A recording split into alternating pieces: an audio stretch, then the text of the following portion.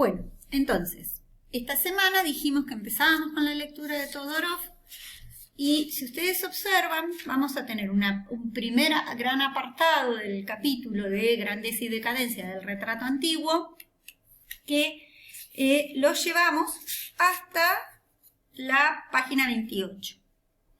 ¿No? Es decir, empezamos con estas páginas y la semana que viene continuamos a partir de la página 28. Van a ver que hay un espacio que divide un apartado de otro, si bien no está separado el capítulo por subtítulos, pero la segunda parte la trabajamos la semana que viene. Bien, entonces hasta acá habíamos estado presentando, viendo quién era Todorov, que falleció hace muy poco, era cosa de unos 5 años, que es un investigador que se interesa por trabajar la importancia que tiene el retrato como género y se pregunta cuándo surge este como género. Entonces, y acá no voy a repetir el texto, porque es lo que ustedes tienen que leer, pero sí me interesa que tengan en cuenta, siempre que analicen una imagen, estos ejes, ¿no? Si ustedes observan, yo ahí hablo de la imagen, ¿no? La representación icónica. Ustedes van a decir, toda imagen es icónica. Nosotros hablamos de icono cuando hay una relación con el referente. De ello hablamos de una imagen icónica, ¿no?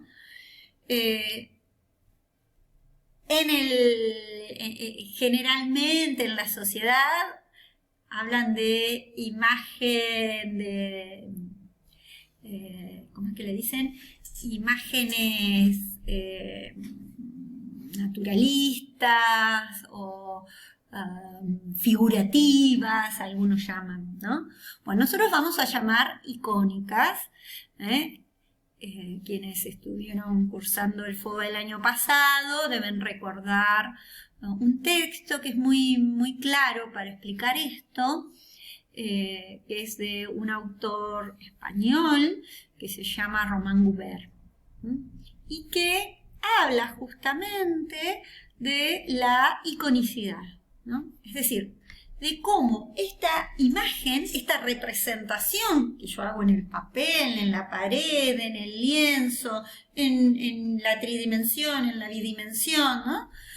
Cómo esa representación es una representación, es un volver a presentar algo que guarda una relación con ese algo que yo vuelvo a presentar, ¿no?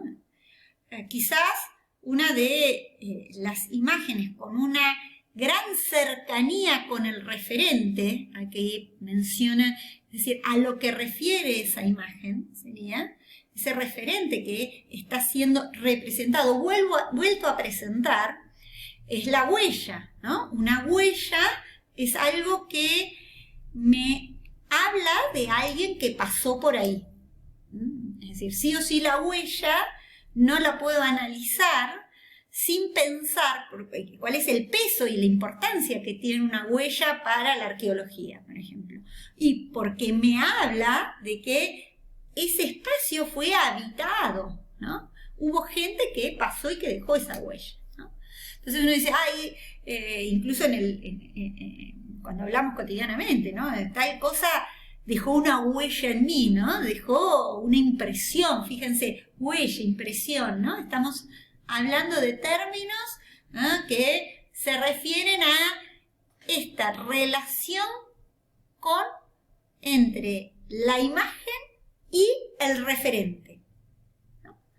Un retrato, ¿qué es? Es un tipo de imagen que yo las puedo clasificar en donde hay una relación donde yo puedo observar, puedo reconocer una relación con un referente y ese referente es un individuo, ¿no? Entonces, hay una exigencia de reconocer a ese individuo, ¿no? Es decir, este es fulano, ¿no? Entonces, hay una referencia, hay un grado de iconicidad, y es más, fíjense que cuando vamos a hacer nuestro documento, nos sacan una foto, ¿no? Y esa foto es un retrato. ¿Por qué? Porque en ese caso funciona como prueba, funciona como una huella, porque le permite al que, qué sé yo, al que va a meter preso a alguien, o al que, si alguien quiere salir del país, dice, este documento pertenece a esta persona, ¿no? O cuando sacan el carnet de conducir. Bien, entonces, el retrato es un género que lo vemos en las distintas producciones visuales, que habla de una relación con un referente, y que ese referente del que hace mención es un individuo. El otro eje que aparece tiene que ver con cómo se realiza, ¿no? Es decir, qué nivel de cercanía con ese individuo va a tener, ¿no? Es decir, una cosa es una fotografía que sí o sí tiene que estar el individuo para que le saquen la fotografía, en el caso de la analógica. Ahora la digital, vieron que se retoca, pero tiene un gran grado de iconicidad la fotografía analógica. Y por el otro lado, que tiene que ver con el cómo, el estilo. En el caso de una pintura, en el caso de una escultura, bueno, hasta dónde yo quiero representarlo tal cual es, hasta dónde yo quiero representar más que sus características que puedo observar, sino las características sentimentales o el carácter, ¿no? Entonces digo, era una persona que se ponía roja de cólera, entonces la pinto de rojo, ¿no? Y no respeto el color local.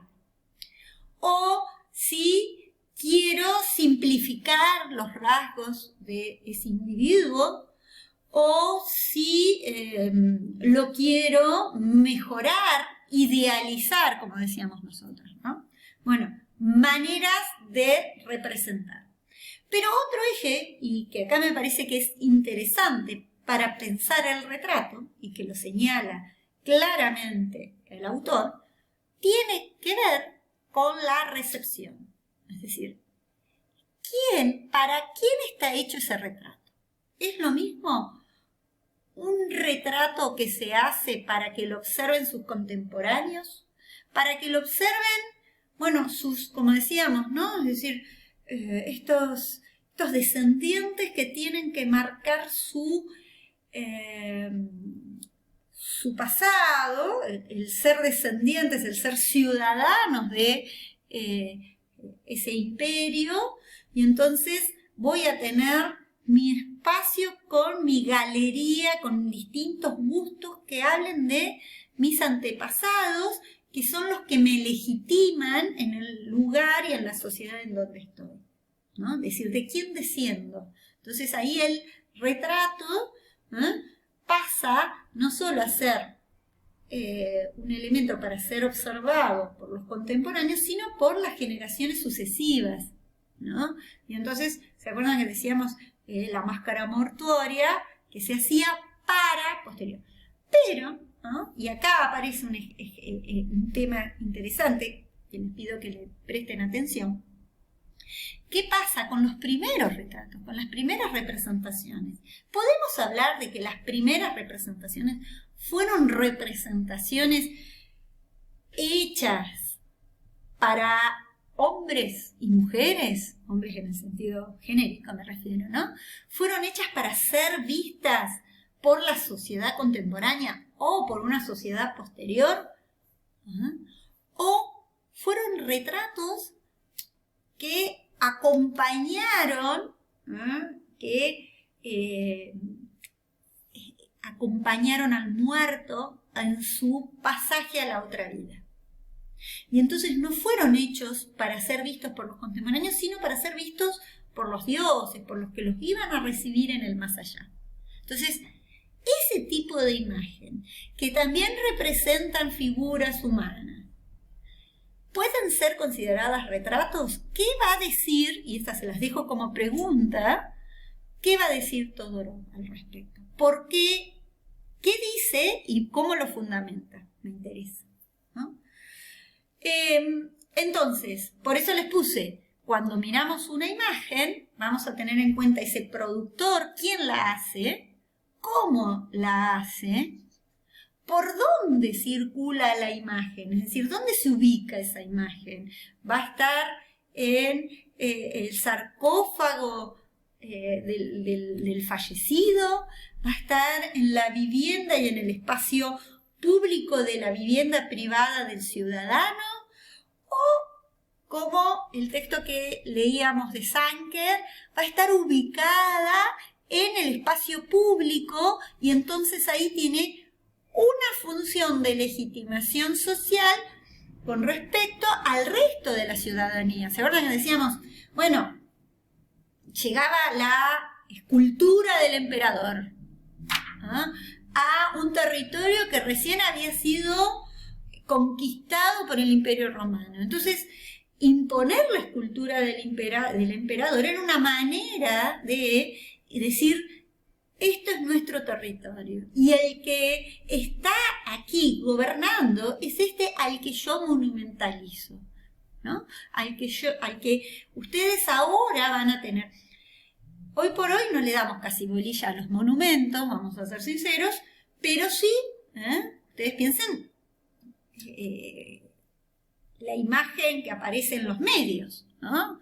E incluso en las redes sociales, ¿no? Como espacios también de legitimación social. Entonces, esta importancia de, cuando analizo una imagen, preguntarme por el género y a partir de este analizar el género del retrato, preguntarme por quién la produce, en qué marco se produce, para qué se produce esa imagen, y a quiénes está destinada esa imagen. ¿Quiénes serían esos receptores ideales que se está imaginando el productor que hace la imagen? Más fácil. Ustedes hacen una imagen, hacen un ejercicio en pintura y lo están haciendo probablemente para aprobar una asignatura. Y quizás es distinto a lo que hacen ustedes en su casa, un día que tienen ganas de producir algo, ¿no? Porque seguramente esa imagen que ustedes producen para aprobar una asignatura, para hacer un ejercicio, los hacen para que lo vea un docente, que es alguien que los va a evaluar. Distinto a si lo hacen para que lo vea su círculo, ¿no? más cercano. O distinto si lo hacen para publicarlo y ver si lo pueden vender, ¿no? Es decir, fíjense que cuando uno produce, aunque no lo tenga muy en cuenta, no sea muy consciente de ello, siempre está emitiendo un mensaje, siempre está pensando en a quién se lo estoy haciendo, ¿no? ¿Quién va a ser ese receptor del mensaje? Y por lo tanto, cómo va a ser ese mensaje va a estar vinculado a ese receptor, ¿no? Es decir, los rasgos retóricos que tenga esa imagen van a tener que ver con para qué, con la finalidad de esa imagen, pero también con a quién se la hago, quién la va a tener que descifrar a esa imagen.